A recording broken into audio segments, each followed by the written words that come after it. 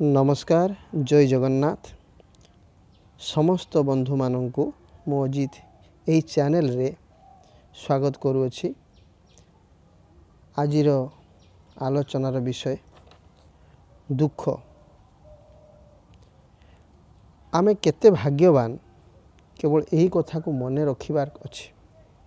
यही कथा को जेतेबेले आमे भूली जाऊ सेतेबेले आमे दुखित हेउ। दुख यह दर्शाई थाए जे आमे आमर भल गुण और खराब गुण सहित जड़ित अछु।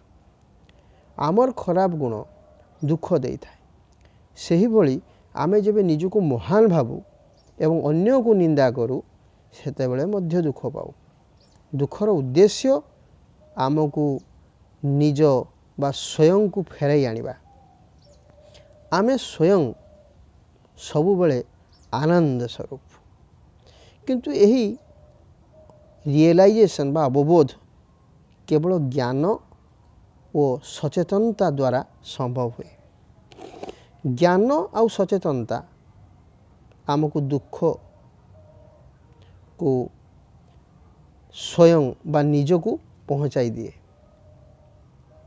बिना ज्ञान रे दुख बहु गुणा बढ़ी जाई थाए। वो समाप्त हुए नहीं। केवल ज्ञान द्वारा दुख को ट्रांसकेंड बा अतिक्रम करी हुए। ज्ञान रे विज्ञता, हस, सेवा, नीरवता, संगीत, नाच, पालन सबु किछि अछि।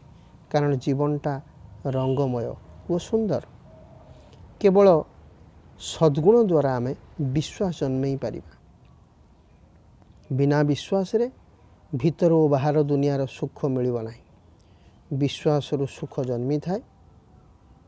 शरीरर चेतना को भूलिबा ही सुख। जेतेबेले आमे खुशी रे थाऊ सेतेबेले आमे आम शरीर को अनुभव करू नाहु एवं जेतेबेले दुख रे थाऊ सेतेबेले जंत्रणा और कष्ट अनुभव करू।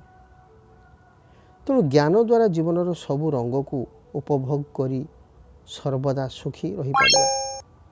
यदि यही विषय ये सुविचार आपन को भल लगी थाए तेबे यही चैनल को सब्सक्राइब करी लाइक करिवे एवं बेल आइकन को दबाइबे। ओम शांति।